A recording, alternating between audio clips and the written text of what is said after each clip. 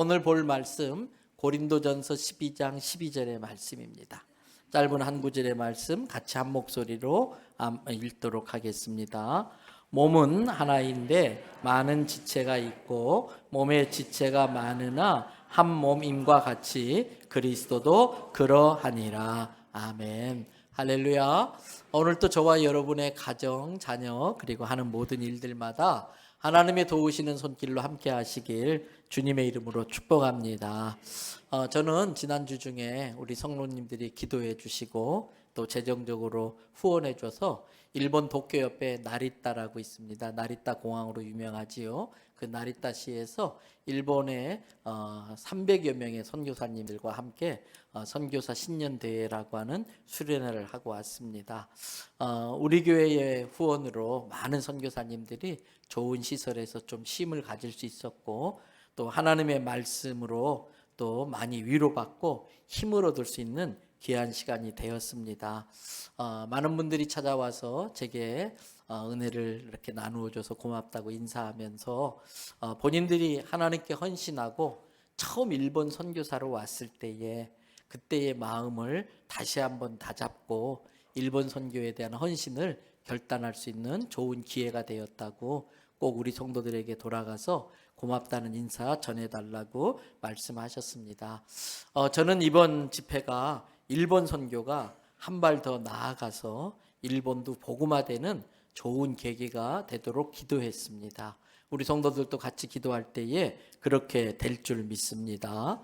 특별히 이번 집회를 위해서 후원한 것뿐만 아니라 이번에 참석한 선교사님들 중에 우리 성결교단에 속한 선교사님들 여러 가정도 오셨습니다. 그래서 중간에 따로 만나서 점심을 같이 먹고 가정마다 그렇게 큰 금액은 아니더라도 그렇게 먼 길 오셨는데 교통비도 보태고 하시라고 이렇게 재정적으로 섬겨 드릴 수 있었습니다. 제가 이렇게 교회를 대표해서 이렇게 섬길 수 있도록 지원해 주시고 있는 교회와 특별히 헌금해 주시는 성도님들에게 이 시간을 빌어서 감사의 말씀을 드리겠습니다. 오늘 설교 제목이 뭔가요? 나는 물음표가 있어요. 그러면 이 나머지는 여러분들이 완성하셔야 됩니다. 나는 뭐뭐뭐뭐다. 나는 누구인가? 질문에 답을 갖고 계셔야 돼요. 나는 어떤 존재인가? 나는 무엇을 위해 살고 있는가? 나는 지금 잘 살고 있다고 할 수 있을까? 나는 이대로 쭉 지금처럼 살아도 후회가 없을까? 나는 내가 정말 해야 할 그 일을 지금 하고 있는가? 이 질문에 여러분들이 나머지 문장을 완성해서 답을 하셔야 됩니다. 이 질문에 대해 스스로 답을 해보면서 오늘 말씀을 한번 묵상해 보려고 합니다. 저는 이번에 일본에 갔다가 아주 귀한 일본 여자 성도 한 분을 만났습니다. 이분은 예수님 믿으신 지 30년 된 아주 키가 자그만한 60대 초중반 되는 여자 성도님이셨습니다. 이분에게는 아들이 3명이 있었는데 이 아이들이 어릴 때에 그때 한참 일본에도 아마 영어가 꼭 필요해서 어린이들에게 조기 영어를 가르치는 게 붐이었던 것 같아요. 근데 마침 그 사시는 동네의 교회에서 아이들에게 영어를 가르친다고 하는 소식지를 보고 자기 생전 처음으로 교회라는 곳을 아이들과 함께 영어를 배우게 하려고 갔다는 겁니다. 그렇게 몇 번 왔다 갔다 아이를 데리고 왔다 갔다 하다 보니까 아마 그 교회 목사님이었겠지요. 어머니도 같이 예수님을 믿어보시라고 이렇게 권유를 받았답니다. 대부분의 일본 사람들이 그렇듯이 많이 주저하고 망설였지요. 그런데 공짜로 아이들에게 영어를 가르치고 하는데 미안한 마음도 있었지 않습니까? 일본에서 유명한 속담이 있답니다. 공짜가 제일 비싸다. 공짜가 제일 비싸다.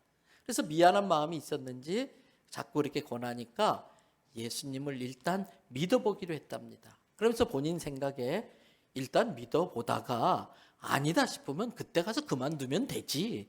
언제라도 그만둘 수 있으니까 일단은 믿어보자. 그래서 교회를 나갔는데 그분의 표현에 의하면 그때부터 지금까지 30년 동안 배신이라는 단어를 쓰시더라고요. 예수님을 배신하지 않고 지금까지 쭉 신앙생활을 해오고 있답니다. 이분이 예수님을 믿은 지 10년 정도 되었을 때에, 아마 10년 정도 될 때까지는 뭐가 뭔지도 모르고 그냥 교회만 왔다 갔다 했을는지 모르겠어요. 어쨌든 10년 정도 됐을 때에 성경을 읽다가 성경에서 교회의 머리는 예수님이고 교회는 예수님을 머리로 하는 한 몸이고 성도는 예수님의 몸을 이루는 지체들이다. 각각의 예수님의 몸을 구성하는 몸의 일부분이다. 이걸 알게 되었다는 거예요. 그때부터 갑자기 궁금해졌답니다. 나도 교회 다니는데 예수님의 몸의 한 부분일 텐데 나는 예수님의 몸을 이루는 지체 중에 어떤 부분일까? 갑자기 궁금한 생각이 들었답니다. 여러분 혹시 이 교회를 예수님의 몸으로 표현할 때에 여러분들은 몸의 어떤 부분이 되면 좋을 것 같아요? 나는 몸의 어떤 부분이 되면 좋을까?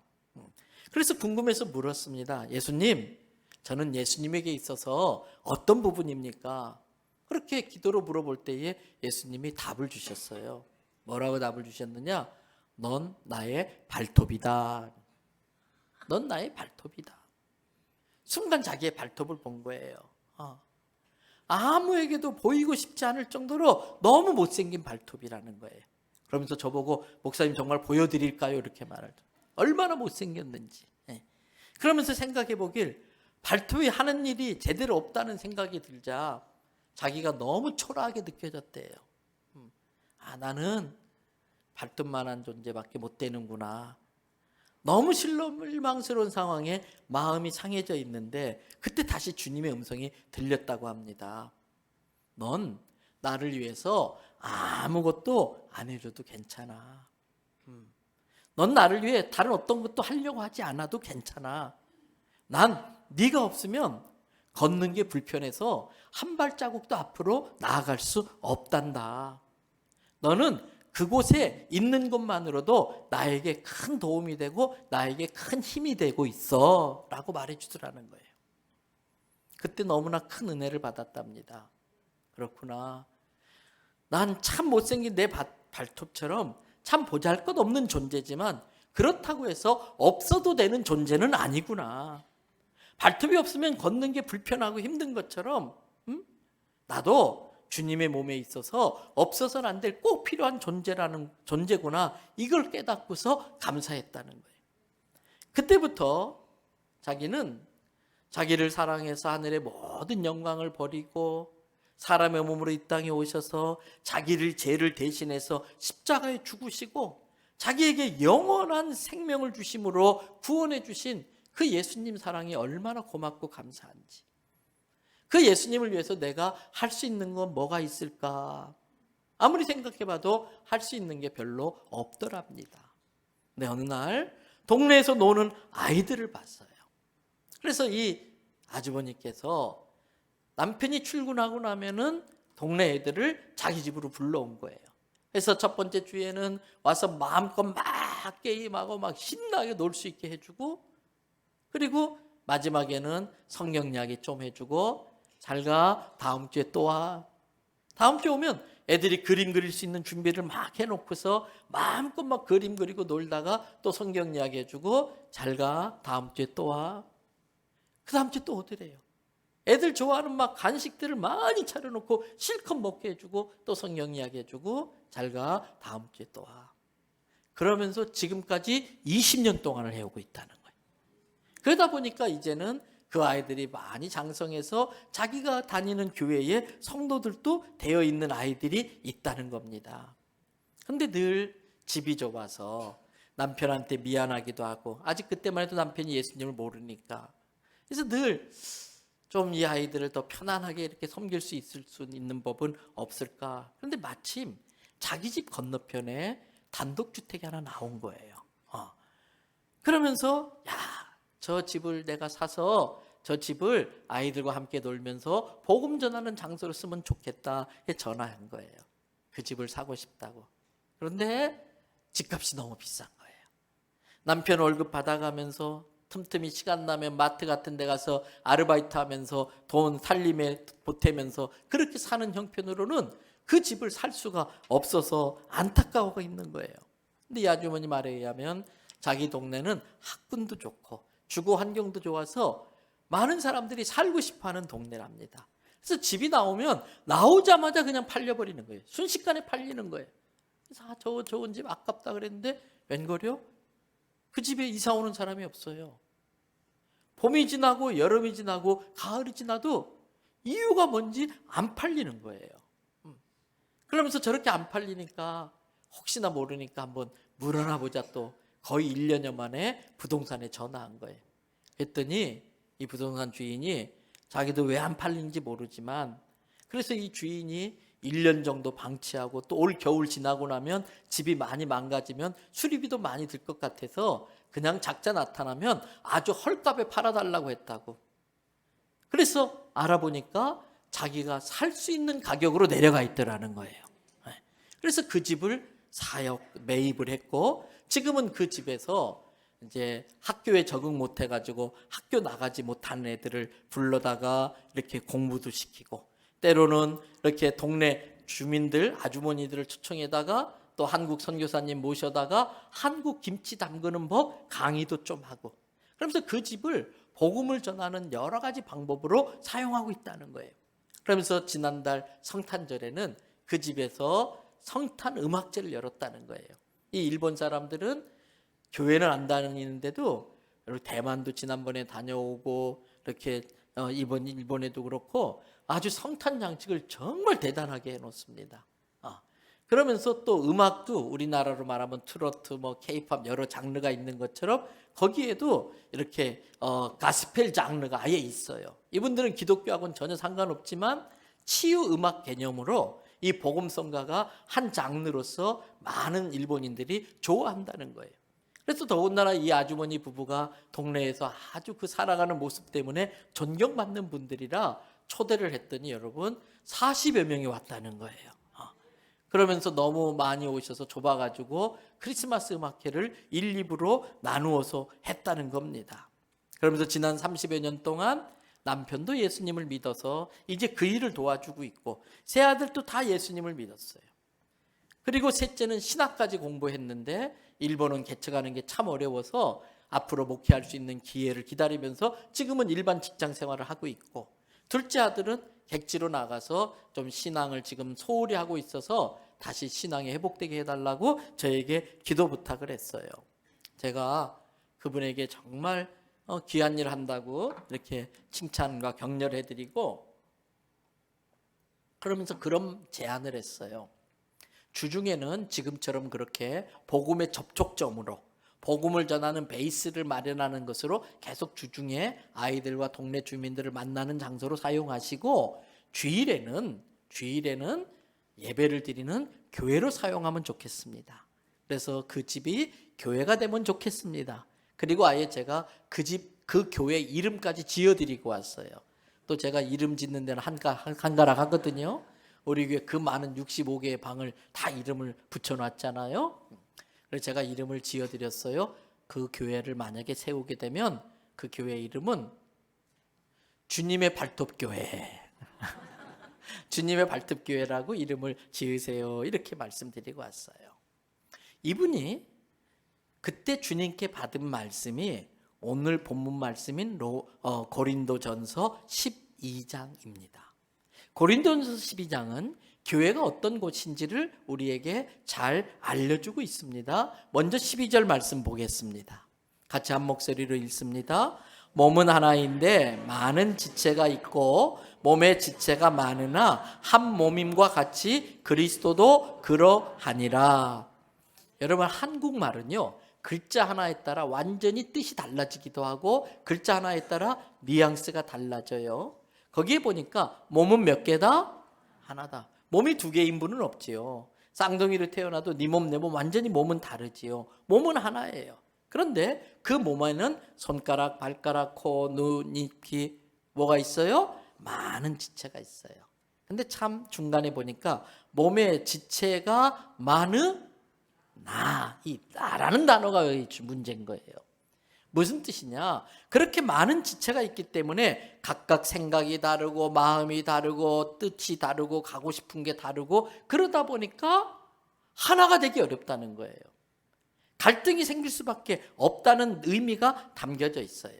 그럼에도 불구하고 그 공동체가 교회라면 몸의 지체가 많으나 어떻게 해야 된다? 한 몸과 같이 돼야 된다. 그게 그리스도의 몸이라는 것입니다. 다르게 표현하면은 다양한 배경, 다양한 생각, 다양한 그러한 목표를 갖고 있는 사람들이 모여가지고 그리스도의 한 몸을 이루다 보니까 이 교회라는 곳은 다 자기 생각이 있는 거예요. 각자의 생각이 다 다른 거예요. 그래서 교회는 늘 말이 많고 말썽이 생기기가 쉬운 곳이라는 것입니다. 게다가 이 교회를 구성하고 있는 성도들이 다 미성숙한 사람들 아닙니까? 저를 비롯해가지고. 그래서 제가 종종 여러분들에게 이렇게 따라하게 하는 말이 있지요. 우리 모두는 현재 지금 뭐 하고 있는 중이에요? 공사 중이에요.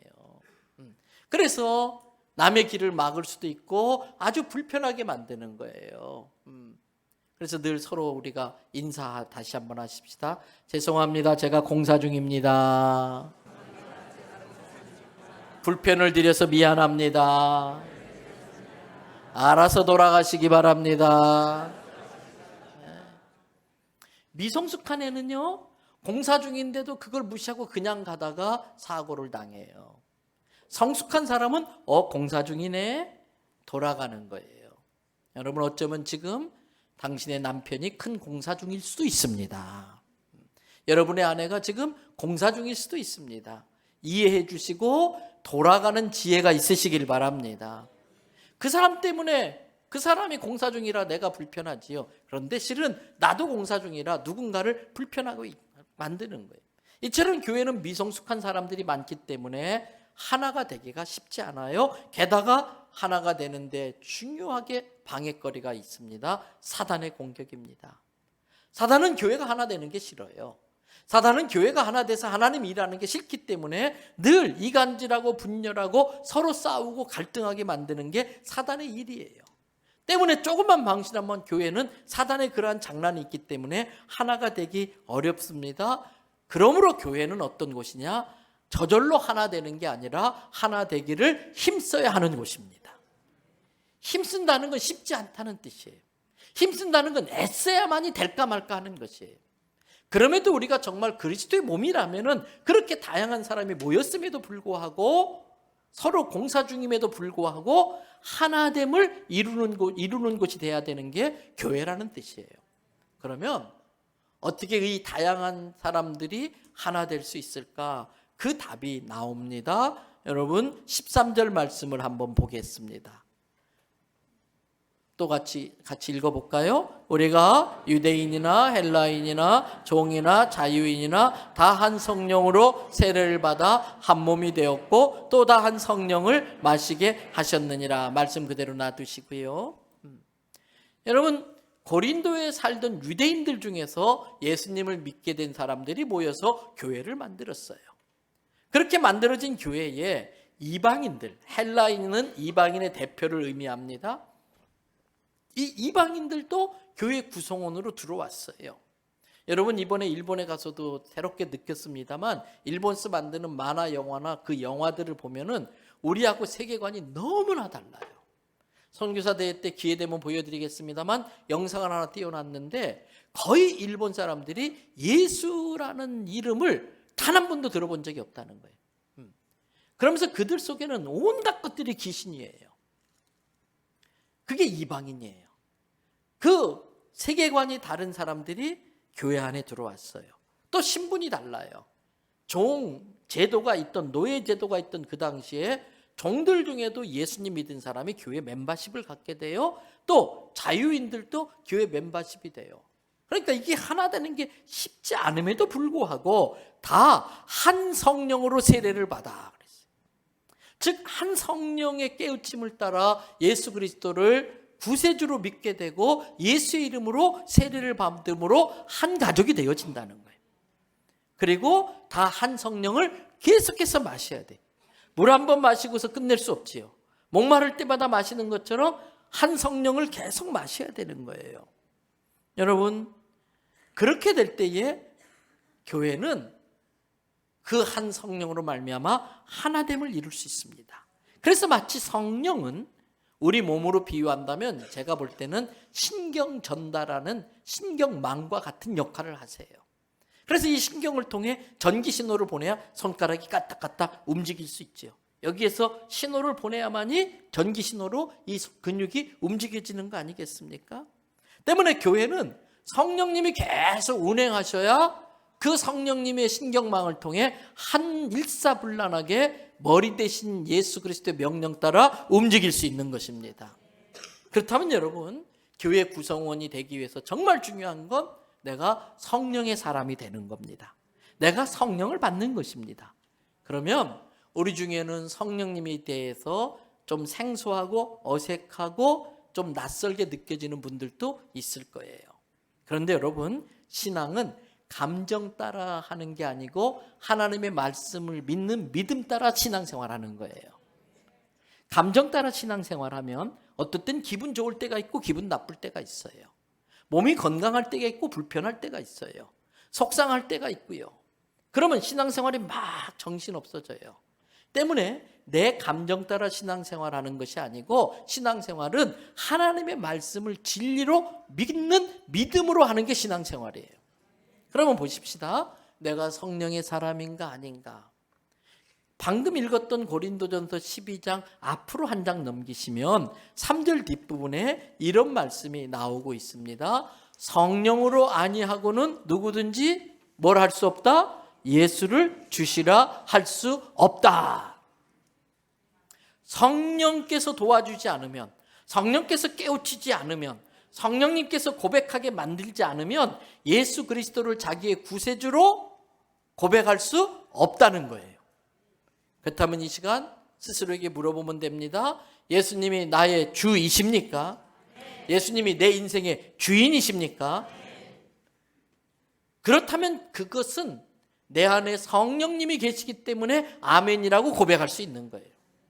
아직도 예수님이 나의 구세주라고 하는 확신이 없고 아직도 예수님께 모든 주인의 권리를 내드리지 못하고 있다면, 그런 사람이 있다면 성령님을 초청해야 됩니다. 성령님께 SOS를 쳐야 됩니다. 주님, 내가 교회 다니는데 아직도 신자가 못 되고 그저 교인일 뿐입니다. 주님, 내가 교회는 다니고 예수님을 믿어서 신자이긴 하지만 아직도 주님의 능력을 힘입어서 선한 영향력을 끼치지 못하고 있습니다. 내가 거룩한 성도의 삶을 통해 선한 영향력을 끼치는 성도가 되고 싶습니다. 성령으로 계속 마셔야만이 성령으로 충만하여 성도의 삶을 살면서 주변 사람들에게 선한 영향력을 끼칠 수 있기 때문에 그렇습니다. 그러나 지금 이 시간에 내가 예수 그리스도를 구주로 믿겠다는 마음이 들고 예수 그리스도를 구주로 고백한다면 나의 감정과 상관없이 지금 내 안에 성령님이 계시는 걸 믿으시기를 바랍니다. 그분을 인정하고 그분을 환영하고 그분께 도움을 구하시면 됩니다. 제가 부산에 온 지 얼마 안 돼서 이제 담임 목회가 처음이니까 그때까지만 해도 방언을 못했거든요. 방언을 하고 싶은데 잘 안 되는 거예요. 그런데 마침 우리 목사님들과 같이 기도하는 모임이 있었어요. 제가 약간 창피하지만 거기에 자기는 평생 100만 명에게 방언 주는 게 사명이라고 하는 목사님이 계셨어요. 옛날 우리 교회 단양에서 전교인 수련회 할 때에 강사로 오셨던 김남문 목사님이라는 분이 계셨어요. 그래서 그분도 있고 해가지고 솔직히 내가 아직도 방언을 못하는데 목회할 때 이게 필요한 것 같다고 좀 방언 받을 수 있게 도와달라고 그랬더니 가운데 무릎 꿇고 앉으래요. 그래서 저도 무릎 꿇고 앉고 같이 기도 모이는 목사님들이 다 그냥 제 머리에 손을 얹고 막 샬라샬라샬라 막 방언 깨달라고 막 기도했어요. 기도가 딱 갔는데 그냥 얼뚱멀뚱 방언이 안 나온 거예요, 저는. 근데 옆에 있던 다른 목사님이 그러는 거예요. 목사님, 솔직히 저도 쪽팔려서 말은 못했지만 저도 방언을 못했습니다. 근데 조금 전에 제가 임 목사님을 위해서 방언 받게 해달라고 기도하다가 제가 방언 받았습니다. 할렐루야. 지는 할렐루야지만 저는 뭐해. 그런데 그 영국까지 가서 방언에 대해서 공부했던 그 김남무 목사님이 저보고 그러더니 목사님은 이미 방언 받으셨어요. 근데 목사님이 그걸 인정 안 하고 사용 안 하려고 하니까 방언이 안 나온 거예요. 다시 목사님 방언으로 기도하려고 해보세요. 그리고 기도하세요. 그 순간 제가 방언이 터졌습니다. 성령님도 똑같아요. 이미 성령님이 우리 안에 계셔서 역사하고 계시는데 내가 그분을 알지 못해서 인정하지 못하고 존중 못하면 성령님의 역사하심을 내가 경험할 수 없는 거예요. 믿음으로 받아들이면 감정이 따라오는 거예요. 근데 자꾸 감정을 추구하면은 아무것도 없어요. 믿음으로 성령님을 환영하고 그분을 존중하고 그분에게 도움을 구하면 그분이 도와주심으로 말미암아 어떤 감동과 느낌이 오는 감정이 그 뒤에 따라오는 겁니다. 여러분, 우리가 많은 다양한 사람이 그리스도의 몸을 이룰 때에 일사불란하게 움직여서 주님이 맡겨주신 사명을 감당하려면 하나가 돼야 되는데, 그러려면 우리 모든 성도가 한 성령으로 거듭나서 세례받으시기를 바랍니다. 한 성령을 계속해서 마셔서 성령 충만하시기 바랍니다. 그러면서 그 성령님이 우리를 연결시켜 주시는데, 연결시켜 주면 어떤 일이 벌어지는가? 15절 16절에 보면, 고린도전서 12장 15절 16절 보면 반복해서 나오는 표현이 있습니다. 붙지 아니하였다. 붙지 아니하면, 여러분, 한 몸은 붙어 있어야 한 몸이 되는 거예요. 여기 있는 팔이라도 떨어져 나가는 순간 내 몸이 아니에요. 그리고 떨어져 나가는 순간 썩어버려요. 못 쓰게 되는 것입니다. 이것을 예수님은 요한복음 15장 4절부터 6절에서 이렇게 말하고 있습니다. 4절에 다 같이 읽어보십니다. 내 안에 거하라, 나도 너희 안에 거하리라. 가지가 포도나무에 붙어있지 아니하면 스스로 열매를 맺을 수 없음같이 너희도 내 안에 있지 아니하면 그러하리라. 말씀 그대로 띄어놔요. 예수님이 하신 말씀이에요. 내 안에 거하라, 그러면 나도 너희 안에 거하리라. 예수님 안에 거한다는 건 예수님께 꼭 붙어 있는 거예요. 예수님이 우리 안에 거한다는 건 그렇게 예수님께 붙어 있으면 그 붙어 있는 부분을 통해서 예수님의 말씀이 우리에게 영의 양식으로 공급돼요. 양분들이 막 공급돼요. 그러면 열매가 맺어지는 거예요. 열매가 맺어지는 거예요. 나무로부터 떨어진 가지는 절대 열매가 맺어질 수 없지요.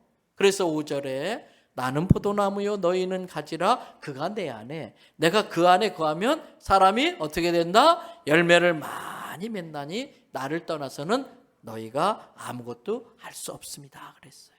여러분, 우리가 예수님께 찰싹 붙어 있으면 예수님으로부터 계속 영양분을 공급받아요. 그리고 예수님과 딱 붙어 다니면 닮아요.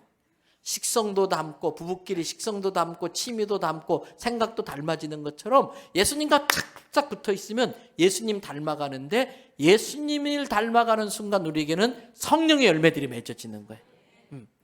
그 맺어진 열매는 다른 사람이 따먹어요. 사랑의 열매, 절제의 열매, 희락의 열매, 온유의 열매, 이런 열매를 따먹으면서 예수님을 그분이 알아가요.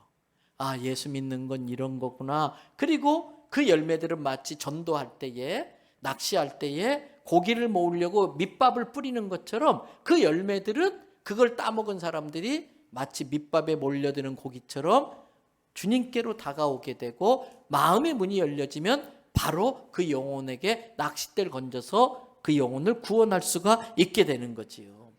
그러나 6절 보세요. 사람이 내 안에 거하지 아니하면 가지처럼 밖에 버리워져서 말라버려요. 더 나아가서 불에 던져져 버리는 거예요. 가지에게 잘려진 신체가 썩는 것처럼. 그렇다면 우리는 앞에서 말씀드린 나는이라는 질문에 답을 해야 돼요.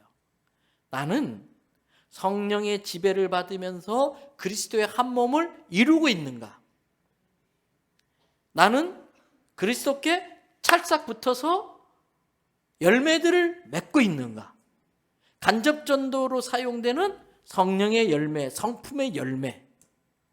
그러면서 그 열매를 통해서 맺어진 관계가 맺어진 분들에게 예수 그리스도의 복음을 전함으로써 영혼 구원의 열매를 나는 맺고 있는가? 스스로 자기를 살펴야 돼요. 여러분, 지금 나는 그리스도께 잘 붙어 있습니까?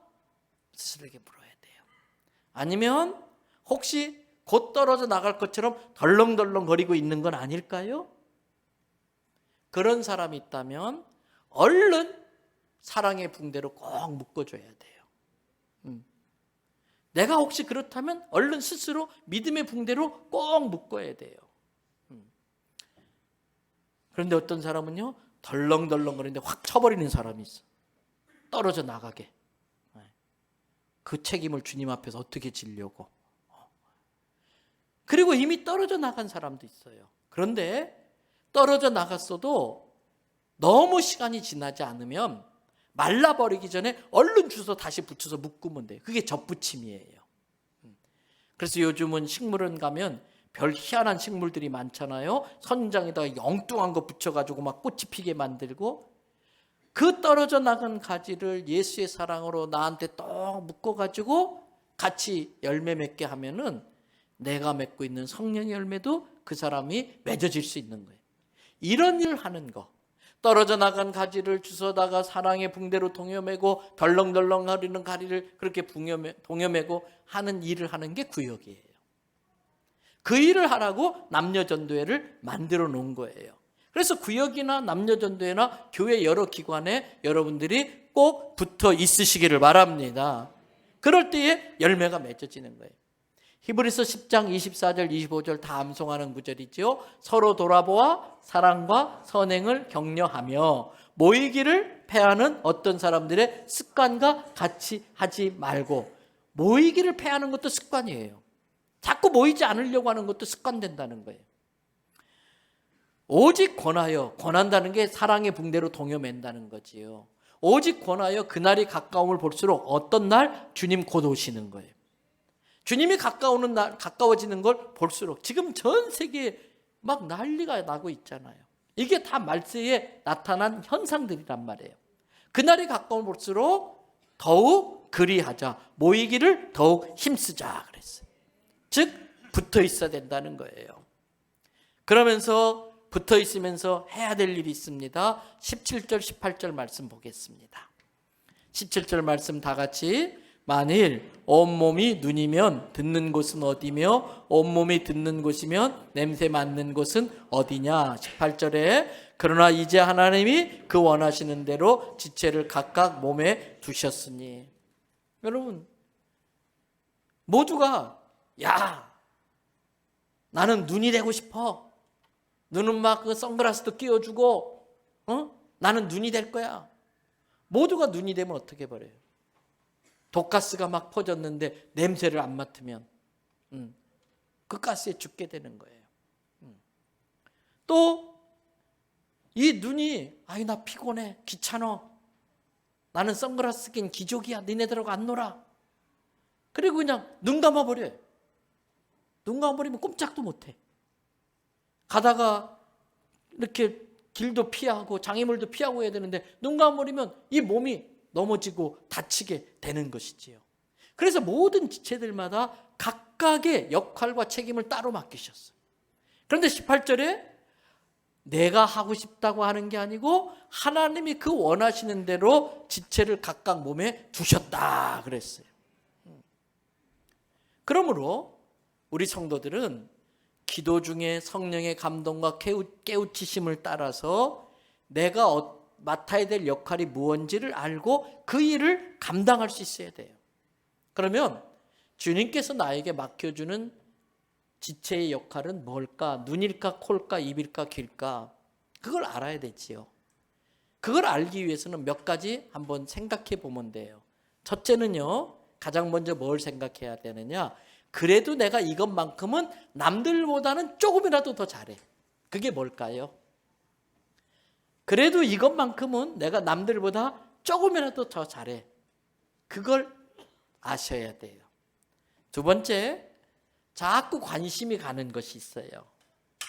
남들은 뭐 눈치 못 채고 지나가는데 나는 그게 자꾸 눈에 밟혀요. 걸려요. 가끔 그래요. 아이 목사님 요새 교회가 청소가 잘 안 되는 것 같다고. 왜요 집사님? 아이 저 쓰레기가 몇 집째 저기 저 이렇게 떨어져 있지 그대로 놔뒀다고. 자기 보고 치우라고 주님이 보게 만든 거예요. 그게 은사예요. 남들은 그 쓰레기가 안 보여. 근데 자기가 보여. 그러면 그게 은사예요. 어떤 분 그래요. 아이 목사님 요새 교회가 관리가 잘 안 되는 것 같다고. 왜요? 아이 저 시계가 몇 주 전부터 늦었는데 그냥 아직도 그대로 있다고. 아이 자기가 건전지 사다가 갈아 끼면 되지. 예.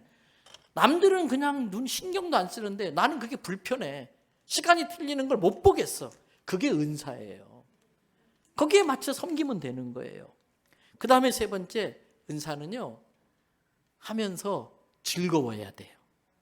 즐거워야 돼요. 어제도 제가 늦게 교회에 오는데 어떤 성도 한 분이 1층 여자 화장실에서 세제를 막 풀어가지고 거울을 막 닦고 막 장화 신고 막 고무장갑 끼고 바닥을 막 세제 풀어가지고 막 닦고 계시더라고. 제가 그 얼굴을 보니까 천사와 같더라. 그래서 제가 가면서 하나님 저 귀한 집사님 축복해 주세요. 축복 기도를 많이 했어요. 근데 많이 그거 하는데 누가 막 시켜서 억지로 하는데 이씨 내가 왜 이런 걸 해야 되시니? 복이 다 달아나는 거예요. 따라합시다. 시키면 일이고 알아서 하면 헌신이다. 일은 누구나 싫어. 피곤하고 귀찮아. 근데 정말 내가 주께 받은 은혜가 너무 감사해서 내가 그거 하고 싶어서 알아서 하면 그게 헌신인 거예요. 그게 하늘에 상급을 쌓는 거예요. 그게 하나님께 복 받는 이유가 되는 것이지요. 그러니까 잘하는 게 뭔가, 내가 자꾸 관심 가는 게 뭔가, 즐겁게 할 수 있는 게 뭔가, 그리고 뭐가 있어야 되느냐? 열매가 있어야 돼요. 열심히 한다고 했는데 열매가 없으면 그건 헛짓한 거예요. 늘 그래서 어떤 사역을 하고 나면 거기에 열매가 있어야 돼. 그래서 왜 나는 구역장 안 시켜줘? 이럴 수도 있는데 열매가 맺어져야 되는 거지요. 그랬더니 어떤 분이 그러더라고. 목사님 제가 잘하는 게 있고요. 제가 관심이 아주 가는 게 있고요. 전 그거 할 때 너무 재밌어요. 그리고 저는요 열매가 있어요. 뭔데요? 그랬더니 고스톱이래. 자 이걸 잘한대. 그리고 막 딴데 열매가 있대. 밤새도 피곤한 줄 모르겠대. 재밌대. 그런데 다섯 번째, 그 열매가 누군가에게 도움이 되느냐. 아무리 열매로 많이 따도 남의 주머니 다 빼낸 거잖아. 그 열매가 누군가에게 도움이 되느냐. 그래서 예를 들면 어제 그렇게 화장실을 탁 해놨잖아요. 그럼 주일날 교회 가서 그 화장실 때에 어떻게 돼요? 기분이 좋아져. 그래서 제가 글씨 써놓으라고 그랬잖아요. 지금 당신이 사용하는 화장실이 깨끗한 것은 누군가가 헌신했기 때문입니다. 그래서 그거 사용하면서 내가 기분이 좋아지는 어떤 성도가 그게 열매를 먹는 거예요. 여러분 이렇게 내가 잘하는 게 뭘까? 자꾸 불편한 게 뭘까? 그게 눈에 걸려. 신경이 쓰여. 관심이 자꾸 가. 그 다음에 즐겁게 할 수 있나? 그 다음에 열매가 있나? 그 열매가 누군가에게 도움을 주는 열매인가 살피셔야 돼. 그 다음에 우리가 이제 이 지체에 대한 이야기를 할 때에 중요한 게 하나 있습니다. 21절부터 23절 보세요. 고린도전서 12장 21절 23절. 눈이 손들어 내가 너를 쓸데없다 하거나 또한 머리가 발들어 내가 너를 쓸데없다 하지 못한다. 여러분 눈이 야, 너 손은 나처럼 저렇게 막 위험한 것도 못 보지? 맛있는 것도 못 보지? 내가 못 보면 너는 저거 참 먹을 수도 없어. 그러면서 막 손을 무시해. 또 머리가 야, 발 너 꼬랑내냐고. 아이고 지저분하고 나 너랑 못 놀아. 이렇게 무시해. 여러분 아니라는 거예요. 그러면서 22절 보세요. 더 약하게 보이는 몸의 지체가 도리어 욕이 나다. 여러분 새끼 발가락을 다쳐본 경험이 있으신가요? 평상시에 새끼 발가락은 존재감이 없어요. 있는 줄도 몰라요. 근데 딱 다치고 나면요 얼마나 불편한지 몰라. 횡단보도 지나가는데 빨간 신호로 곧 바뀌어. 3초, 2초, 1초 막 바뀌어. 근데 막 차가 붕붕거리고 와. 그때 빨리 가야 되는데 새끼 발가락 다치면 못 뛰어요. 뒤뚱뒤뚱거려요. 평상시엔 쓸모없는 것 같은데 결정적인 때 그게 없으면 얼마나 불편한지 모르는 거예요. 그래서 더 약하게 보이는 몸의 지체가 요긴하고, 그러면서 23절에 우리가 몸에 덜 귀히 여기는 그것들을 더욱 귀한 것으로 입혀줘야 된다는 거예요.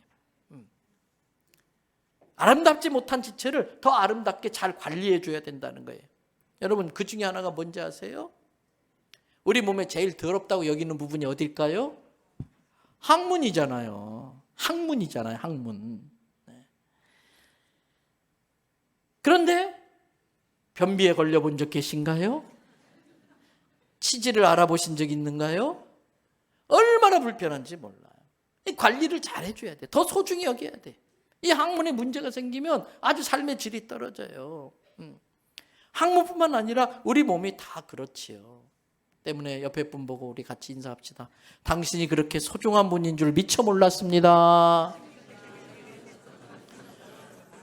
그렇다고 해서 옆 사람이 굳이 항문이란 뜻은 아니고, 한 번 더 인사합시다. 당신이 없었으면 큰일 날 뻔했습니다. 그래서 오늘 25절 말씀 보세요. 다 같이 한번 읽어봅니다. 고린도전서 12장 25절. 몸 가운데서 분쟁이 없고 오직 여러 지체가 서로 같이 돌보게 하셨느니라. 몸 가운데서 지잘난 체 하면은 분쟁이 생겨요. 그런데 서로를 높여주고 존중하고 서로를 귀하게 여기면 서로 돌보게 되고 하나가 되는 거예요. 저는요, 가끔 손가락 사이즈가 다른 게 얼마나 다행인가 생각이 들었어요. 손가락 사이즈가 다른 게. 전부 다 엄지손가락같이 생겼으면 어떻게 될까요? 제일 아쉬울 때가 언제일까요? 코 간지러울 때. 전부 엄지손가락만 이거 상당히 심각해. 이게 안 들어가요. 지저분해서 죄송해요. 그냥 현실이에요. 이렇게 주님은 다양한 모습으로 만들어서 서로를 돌보게 만든 거예요. 같이 긁어주고. 자, 그러면서 진짜 지체는 한 몸이라면 어떻게 해야 되느냐? 26절 말씀 보세요. 다 같이 읽습니다.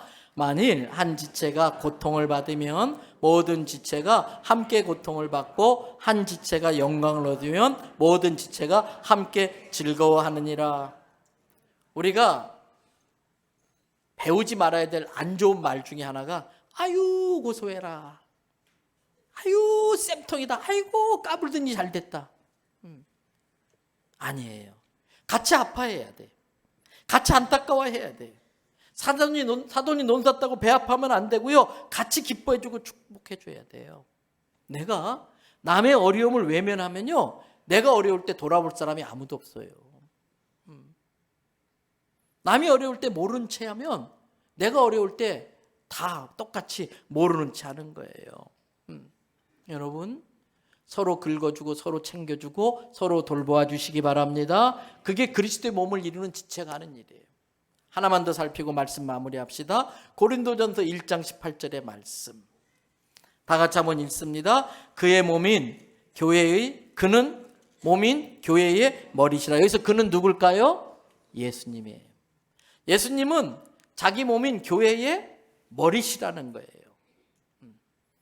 여러분, 하나님은 이 교회가 하나님이 맡겨주신 일을 효율적으로 할 수 있고 아주 질서정연하게 효과적으로 그 일을 하고 또 이단이나 어둠의 권세로부터 교회를 지켜주기 위해서 예수 그리스도를 머리로 세우셨어요. 그러면서 온 몸이 머리의 명령 따라 움직이듯이 예수 그리스도의 그 말씀을 최고의 권위로 두고 그분의 말씀에 일사불란하게 움직이는 게 교회라는 거예요. 그러면서 주님은 그 교회 안에 효율적으로 사역을 감당하고 또 질서 있게 효과적으로 그 목표를 향해 달려갈 수 있고 어둠의 권세와 이단이나 사탄으로부터 교회를 지키려고 교회 안에 영적 권위자를 세워주셨어요.